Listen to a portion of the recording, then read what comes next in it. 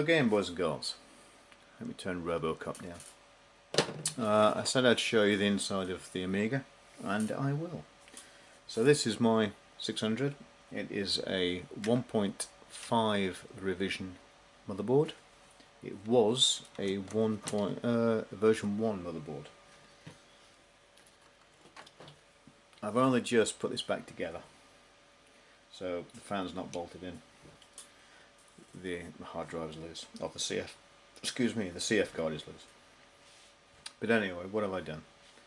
I've recapped all the capacitors on the board. You can't see them anyway. There's a couple behind the sound there, behind the ribbon, the IDE ribbon for the sound is what I meant to say. There's a fistful here by the IDE, and there's a few under the floppy drive there. As you can see, it has a new 1 meg RAM module with a clock on it. It thinks it's 1978, which is nice. You don't need a ROM, so the ROM is missing. Take that out. You don't need it with the Vampire. The Vampire's got its own ROM. A CF card, 16GB, with all my files on from demos and Aminet and all kinds of things. I'd be lost without that. I put a fan in purely for when I leave this running all day at shows and things. If I take it, that's the only reason it's got a fan in. It doesn't get particularly warm. In fact, it's cold to the touch. So that's it really. But like I say, the most important thing is this is a A600 PCBA 1.5. Now what I did have in it before was, like I said many times, an A300, which is a version 1. The A600 was originally going to be called an A300 and released as a budget A500, replacing the A500. Smaller, more compact, smaller keyboard, cheaper parts, cheaper to produce. It's fully surface mount, so it can be done on pick and place machines. Much cheaper to make, but it actually ended up costing, I think, $75 more, or 70? I can't remember now. But it ended up costing more to make than the A500, so they quickly renamed it from an A300 to the A600. Hence why the early motherboards have got A300 written on here. There aren't many of them about. There are, a few thousand. So they're not that rare. But the majority of A500s will be The majority of A600s will be 1.3s and 1.5s. I think a later version was was it Rev D or something? I don't know. They had numbers and then suddenly they had letters for whatever reason.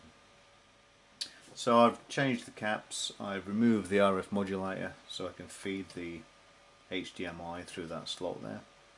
It's got a male end on it, so I can plug things in. What else have I done? I did take the CPU off. I've taken it off this morning because it was quite a loose fit on the Vampire.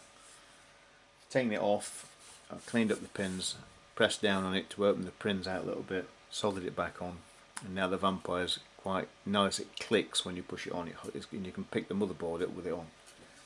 So that's nice. So it's obviously, I've screwed it to the board, so that should be a perfect connection.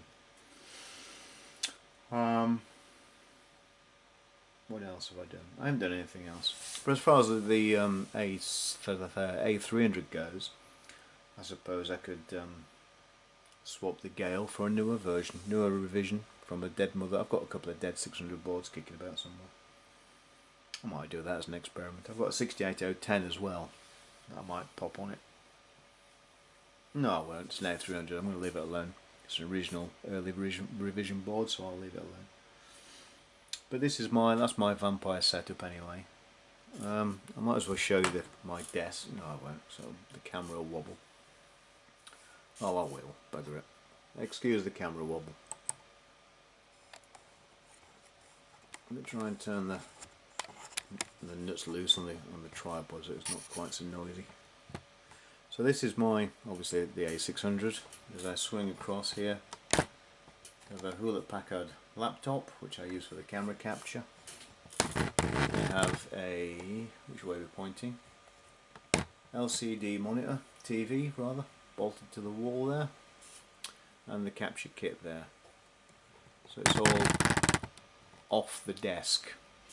I'm sure that was creaking very loud in the microphone, I do apologise.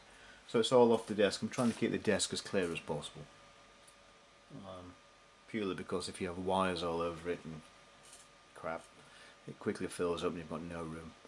I don't even want the laptop on here, in truth. I just want whatever machine I'm working on in this space. But for the moment, that's okay, I'm happy with this. I'm going to do some tidying up this afternoon, put some machines away, and there we go. So this, again, this is my vampire setup, blue LEDs, which I'm not sure you can see. Oh, creak. Yep, blue LEDs. That's it really. So, creaky creaky creak. Goodbye from Robocop. And goodbye from the A600 1.5. I'll see you next time, kids. Have fun.